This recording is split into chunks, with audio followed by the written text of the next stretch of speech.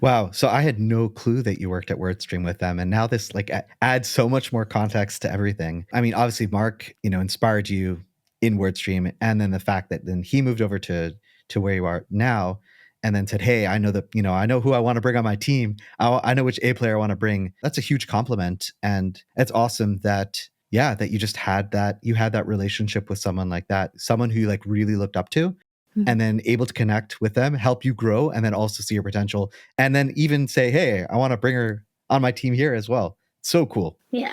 Yeah. It's definitely unique. I think it gives props to who he is as a person as well with how he created the team here at SearchLab. So obviously Nava said, hey, Susan, you really should go into conferences. So how long did it actually take? I don't know when was your first conference that you spoke at?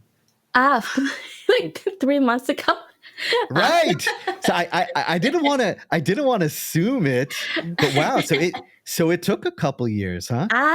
Yeah. I think even when I thought about it, it was more of a, hey, because unfortunately we did unexpectedly lose Mark, and it just left such a gaping hole in our company because he just does so much, just not like within our company, but just in just the marketing, I think paid search industry in general. And especially with our company, we're running around trying to figure out, okay, what he did everything.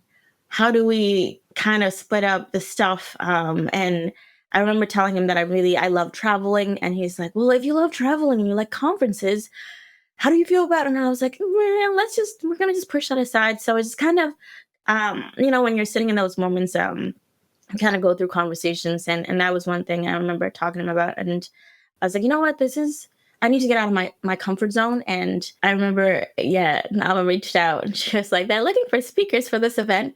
And the whole time I was like, even honestly throughout the whole entire process until that day. So I think my first speaking engagement was SMX in Oregon. And that whole from the time that I found out that I was speaking to the time I was done speaking, I was scared. It was just a whole different, but it did take it took a bit, quite a bit. It took some time for sure. I know how amazing Mark was. And I think in some ways he kind of like left you a gift, right? It's like, hey, I've got to go, but I need someone to fill my footsteps in my place. So it's cool that he left that gift for you and that you actually jumped on it. So obviously I heard you speak. You're wonderful and amazing. And hopefully it's going to be the start to a whole new chapter for you, which you've already started, but to continue and keep growing. It's